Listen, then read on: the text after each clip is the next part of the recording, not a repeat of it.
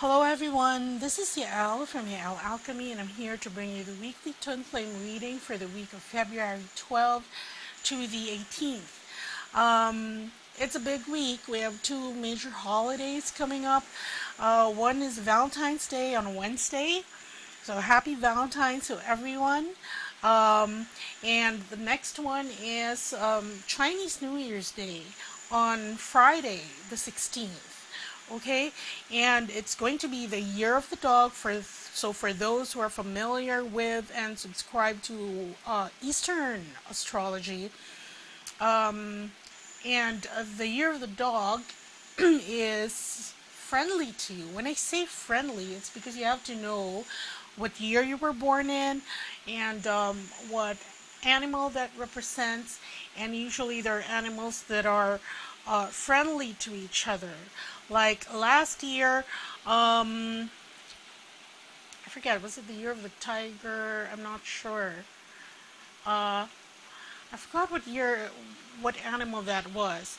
But anyway, usually when you are opposing that year, your sign opposes the year of the sign, or you are born in the same. Let's say you're born in the year of the dog. Usually you go and get Tai Sui blessing so that your luck is better that year. Okay, so for those born in the year of the dog, that's something to watch out for, because usually it is opposing the sign, the year of the sign. I know that sounds a bit confusing, but usually the year of the sign. So if you're year of the dog, it's best to get a Tai Sui blessing. And usually Chinese New Year is also the time that you get, there is a ceremony, the wealth ceremony, facilitated by Kuan Yin. Okay? Kuan Yin is also the Ascended Master for compassion, and what she does is that if your luck is running low, and this is according to Eastern astrology for that year, then Kuan Yin intercedes if you do take part in the blessing to help alleviate that luck and finances.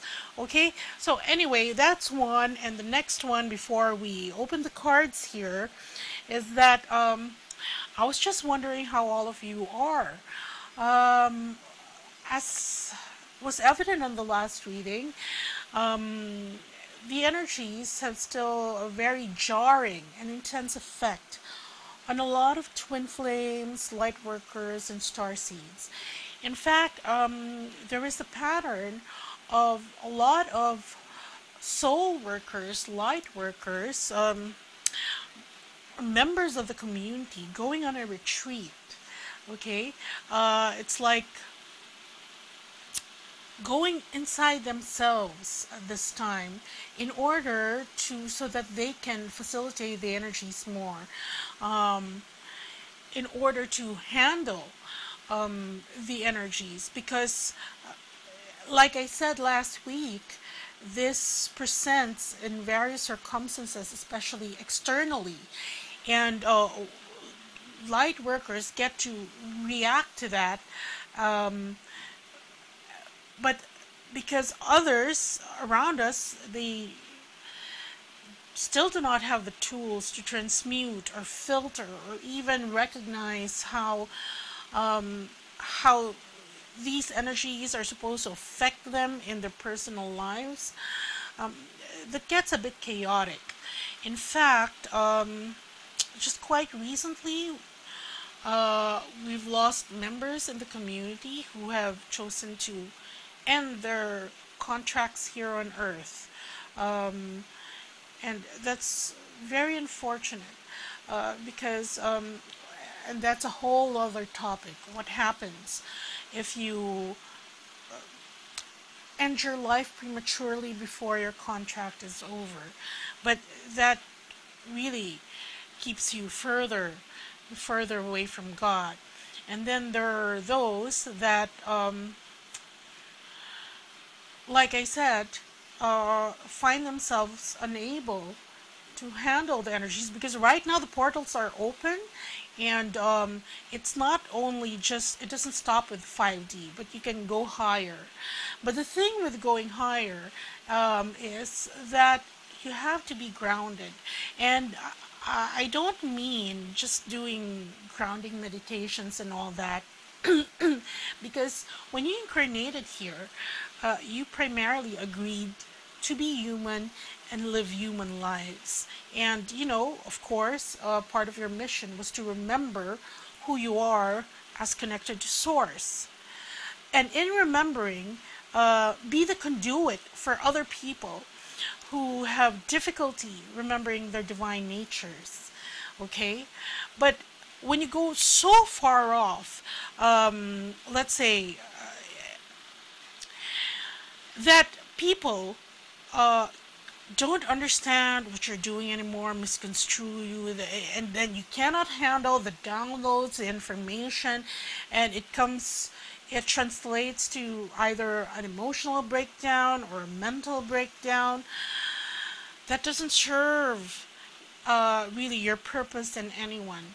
So when we are being cautioned to stay grounded, this means that don't totally break away from your 3D life, because that is the life you are primarily meant to live in this body.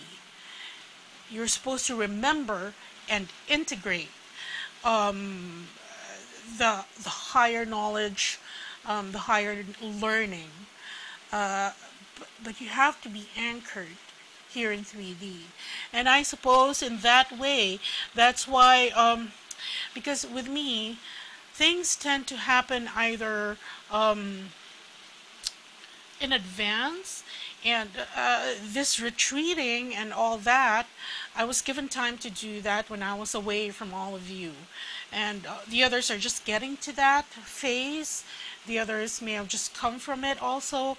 Anyway, if you feel that's what you need to do in order to stay centered and grounded, then do that. Retreating and reconnect with those people involved with you, the circle that you revolve around in 3D, because usually that's your, you know, the people that you primarily have to either help, aid, influence, and guide. Okay, so there, very important. And for those who are, for those whom the energies are affecting very strongly, wherein the kind of regret, even having stumbled into this ascension or awakening process, because when things get too hard, sometimes you wish that, you know, you didn't have to, you know, ignorance is bliss. You fall back on that ignorance is bliss.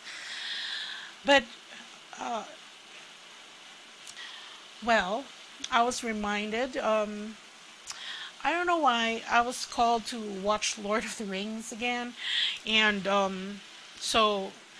and there was this passage there wherein Frodo was really regretting that, you know, he had to bear the burden of the Ring of Power, that he had something to do. And he said that, I wish the ring had never come to me. I wish that none of this ever happened. And what was Gandalf's advice? Gandalf said, so do all who live to see such times, but that is not for them to decide. All you have to decide is what to do with the time that is given you. So, that is a point of meditation for all of us. We are who we are. Sometimes it becomes a burden, being a starseed, a light worker, a twin flame. But it is a burden that we chose to carry prior to this incarnation. And there, don't pressure yourself so much on the future, on the past, what you failed to do, what you haven't done yet. and sometimes it's just best to be in the now. Okay, so very important words. I know it took a lot of time, but they had to be said. So let's get on with the reading. And look at this. At the bottom of the deck, we have the scribe. And the scribe is usually the observer. So this is the energy of the observer, watching how things unfold. And this is also why a lot of twin flames, lightworkers, starseeds are, retreating. Seeing how things play out for the moment, and gaining wisdom, and trying to gauge their next course of action based on how things are unfolding. And here, another reflection of what's going on. Here, this is going into, it's like retreating into yourself and finding out what truly defines you. You can see here everything. She's lit up from within, and there is a dragon, 2 dragons flanking her actually, with doves. And this is, doves represent the grace and the mercy and the love of the divine. Others will call it the Holy Spirit. And here, so this really speaks of self-love and also self-forgiveness. And like I said, very necessary these times, because a lot of you are beating yourselves up about, where you've gone and what you've achieved, or what you've manifested, what you haven't manifested. So here, self-love and self-forgiveness. And here we have the emotion and intellect card, which is reconciling how you feel with what you know, especially what you know as coming to you from the higher realms. You can see that? So all this while you go inside yourself, and this could be meditating, this could be withdrawing for a while, in order to shut out all the influences. The tagline, and you see this every time I put out a video, is to come into your knowing. And sometimes in your haste and in your eagerness to really be part of the community, you subject yourself to a lot of schools of thought, a lot of other ideas and all that. But there is a time wherein you have to integrate all this and truly decide what is your truth and what you believe in. And, taking a time out. And this is it. Some are taking that time out right now. And this is in order to fortify yourselves for the rest of the journey. Okay? Because it's still ahead of us. It doesn't stop. It will still keep on unfolding. Okay? And we are here for just a sliver of time in human understanding. So there. So doing this in order to stray true to the path and to your journey. Now for the Divine Masculine, the first card we have for him is the Ace of Air, and you can see here this dragon. It's holding almost a galaxy in his claws. Okay, and what this means, this is the Divine Masculine embracing all the new paradigm that has, previously anchored in him already. Remember, he was having a tough time last week because trying to break away from the things, the beliefs that he was familiar with. But now, here we have the Ace of Air for him. And this is him deciding that this new way of being, of thinking, of trying to identify himself, he's going to go with that. It's like before we were trying to break away from the paradigm that men, especially those who haven't begun their ascension journey, were stuck into that male stereotype, the masculine stereotype, okay, where they had to be strong, aggressive, sometimes hostile. They had to provide everything, and with that came the pressure of it. And here, this is the new paradigm, because after integrating his aspect of the divine feminine within himself, he's seeing this world in a new way, and has decided, uh, um, to integrate the new concept of himself, how he defines himself, into what he now knows to be his new truth, the new way of living, okay? The next card we have for the divine masculine is the Queen of Air. Now, when the Queen of Air appears, you see here the divine masculine using sound, logic, and judgment. So look at this. This is him, very mental sphere. Because, like I said in my last readings last week, it starts with that, a thought that turns into feeling, that turns into action. Well, these are his thoughts now, and they are aligned with the divine blueprint. For other divine masculines, it's like their crown chakra are cleared already, and they can receive and understand, because here sometimes when your intuition, your higher self gives you guidance, it comes off as a feeling that you sometimes dismiss because you cannot reconcile it with what you know of what you see. But he's broken through the illusion now, and he's able to reconcile that higher guidance that is coming to him regarding what he is to do next, how he can live his life, for his highest good. So there, divine masculine accessing sound judgment, and marrying emotions with logic. And the next card we have for the divine masculine is the Ten of Earth. And the Ten of Earth, this is the manifestation card, okay? This is bringing that down. Remember, it comes from the crown, and here, this is the root chakra, the base. So he is anchoring all this into his base chakra, his root chakra. And both of this, they meet in the middle.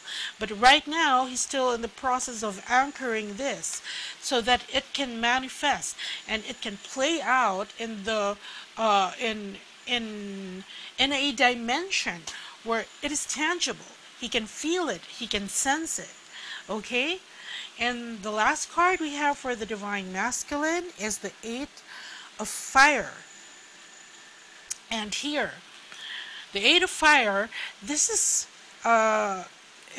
not only thinking about it, but this card is it's that big push to action. This is a card of, it's like his transformation to bring what he knows to be true into the physical, into 3D, then this is the energy that pushes that together. So he's now, last week we saw some divine masculines having very, very difficult times. But, that's just like the last searing in the fire, okay? And he has emerged from that, this crystal clear like a diamond, this air. What's coming to my mind are like diamonds that have been, they come from diamond ore, which is black. It kind of looks like this Tibetan, what is this? This Tibetan tektite, yeah. But then, when it comes out through the fire, it becomes really clear. Well, this is not really clear, but this is one of the 12 synergy master crystals. Okay, so anyway, so that's where the divine masculine is at, and the card for him here is Zeta Reticuli, okay? And this is ultimate evolution. And the Zetas, they came from a very difficult place of looking at what was holding them back, what their fears were, and looking it straight in the eye, because a lot will shy away from that. A lot of the divine masculines have been, will be, and still are uncomfortable with looking at their primary weaknesses. But that is exactly what they have to stare at and look at in order to evolve. Now, for the divine masculines who have broken through and who have come out at the other end of that really, really tough time, those energies were in, I remember there was like 10 of Wands, it was really burdensome and hurtful for them to go through. Then look, it has resulted in they're evolving into the highest species, well, as far as the Zetas are concerned, that they can evolve in. And now that's what they're helping others to do. Well, that's the history of the Zetas. Once they've reached this ultimate evolution, they're helping others, whether it's other divine masculines, and trying to open their minds to this new way of thinking and being. So there, for these divine masculines that have survived and are now thriving in calmer energies, as far as they're concerned, this comes across like the Six of Swords. They've hurdled that successfully. Okay, and for the divine feminine, first card we have for her is the healing card. Okay, and when the healing card appears, this urges some of the divine feminines to look at and I know some of you are saying, what healing again? I don't think I can do any more healing. But there are questions to be asked. Why are you still hurting? Why are you still frustrated? Why are you not living your best version of yourself? That's within and without. Why are your circumstances not reflecting this abundant and loved and healthy you? So this card comes up because we are urged to look at healing on all levels: emotional, mental, physical. And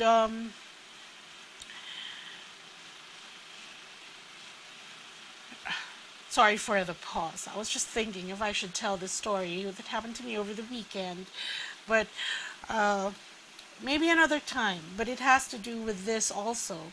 Okay, so things that you may not see. So just check on yourself when you go within, right? You go within unbiased and as an observer. So do that. Maybe it's like homework or an exercise that would be good, is to try to look at yourself as an observer, unemotional, because that's how, and detached, because that's how observers are. And turn yourself into a third person looking at yourself from the outside, because sometimes we are too hard on ourselves, and sometimes also we get into a sense of complacency because we think we've done enough.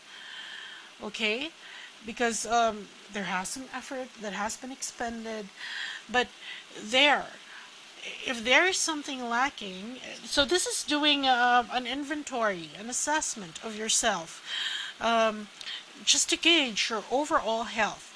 And like I said, because there's some that are have almost chosen to live their life in 5D,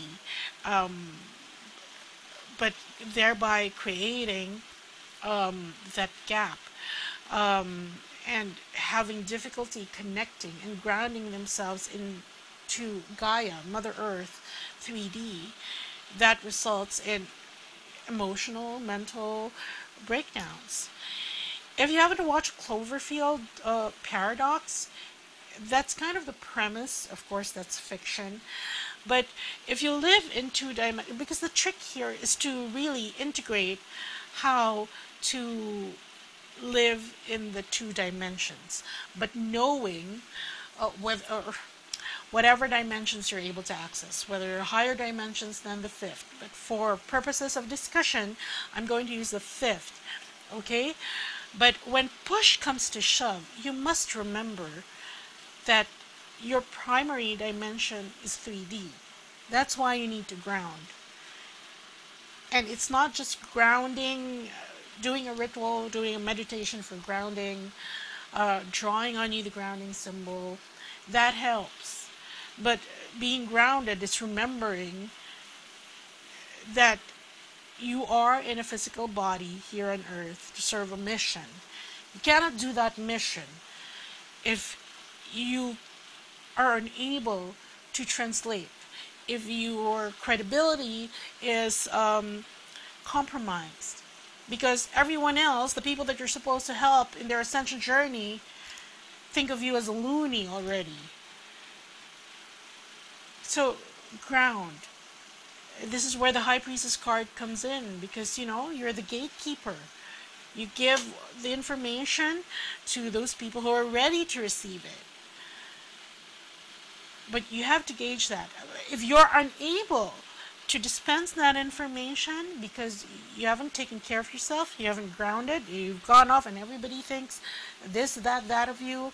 Of course, other people who carry the light, well, that's everyone. I mean, who are light workers, starseeds, twin flames, they know what's going on with you, and that's part of your ascension journey, ascension symptoms. But those that you are trying to help, it becomes counterproductive, okay? Because it breaks that connection, that trust. And we are here, we have incarnated here to help the planet and the rest of the inhabitants, especially those in your social circle. Okay? So there, the healing card. The next card we have for the Divine Feminine is the Love card. And here, this again speaks of self-love. This is self-introspection, and here, this is self-love. Loving yourself enough. More than enough, actually. Because if you love yourself, then this will be of concern to you.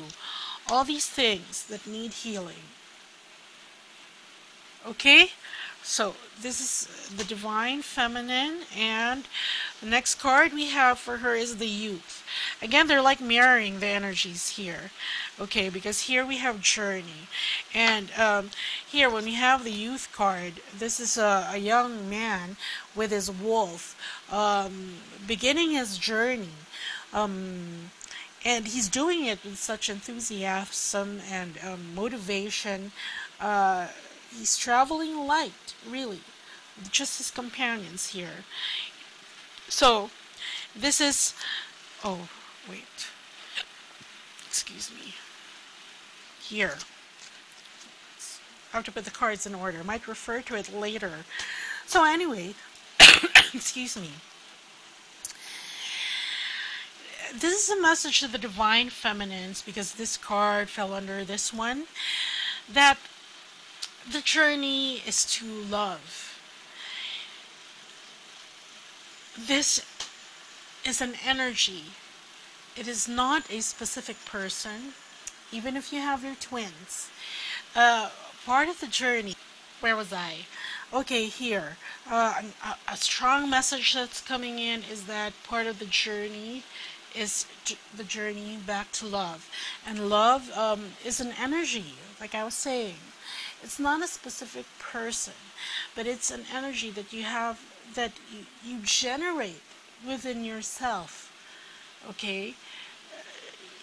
It's like you transmute all the other feelings there and try to turn that into love. And that is part of the journey.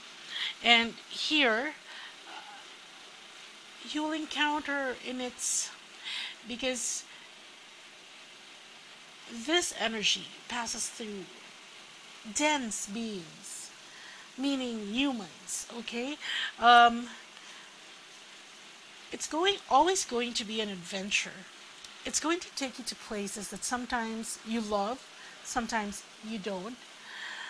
But the thing to remember is that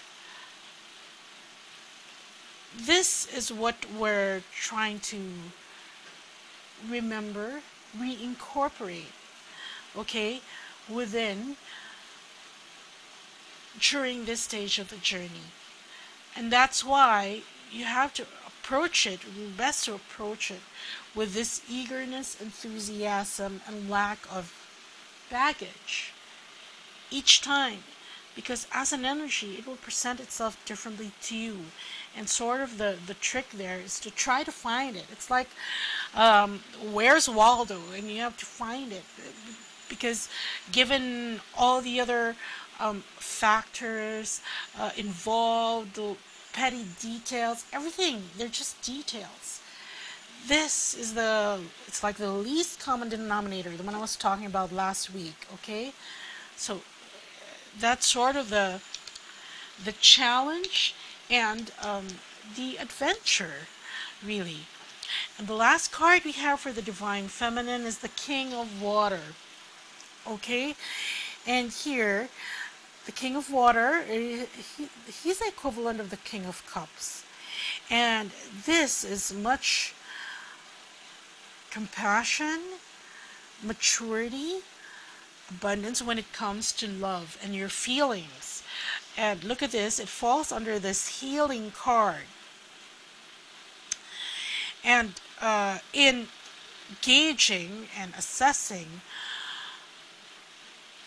what needs to be healed, draw on the energy of the King of Water, which means that don't be too judgmental on yourself and even others, because you know, when you're feeling resentment, that is because you hold somebody else to a different standard, and they have not come up to par with that standard. That's why there's resentment, because you know, they failed you, especially this picture in your head of who they should be, how they should act towards you, and all that. There's resentment that builds into anger, disappointment, and those also have to be healed. Because here, especially this week, or if you want to practice it, begin this week, okay? Look, we have the love card here. This is the love of self. And the King of Water, who presents this love as being compassionate and all-encompassing, comprehensive to others. Okay? And when you say comprehensive, it means recognizing where others are coming from. That despite the actions, getting to that least common denominator. Okay? Of course, this does not mean excusing those who still operate on ego for their actions, because they have their own journeys to go through to realize that. But knowing where that person is operating from and trying to understand where they are in their journey vis-a-vis where you are, then that is exercising this King of Water energy. Okay, and for the card for the Divine Feminine, see, this is the missing link, 49, and this pertains to the Earth's past, wherein in evolution, that bridge that connects. And what this is saying is that earlier I was speaking about how we're supposed to be bridges, bringing in divine consciousness, higher knowledge, wisdom, learning, and the higher frequencies of love to others on the planet, to others and on the planet, okay, and to the planet rather, okay. And this is the missing link, because like I said, you have to be linked to where you are. You cannot go so far off on the deep end that nobody understands you, and all this this metaphysical, esoteric, this knowledge that comes to us on how things truly are, they become irrelevant to those you're trying to help in their ascension journey. So, see here, in your self-inventory and self-assessment, try to find out if you have lost that connection, or you can make the most, or you can improve that connection that you have in bringing all this down to the people that you're supposed to, situations and the people and even places that you're supposed to affect energetically in order for them to raise their vibration. Okay, I'm going to pick a card in the middle for everyone. Okay, hold on.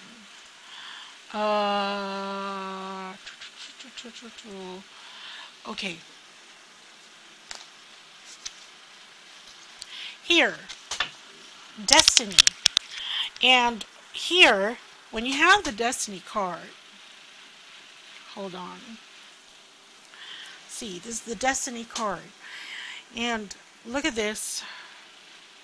This is a recognition of what we're supposed to do as a soul and in this particular incarnation.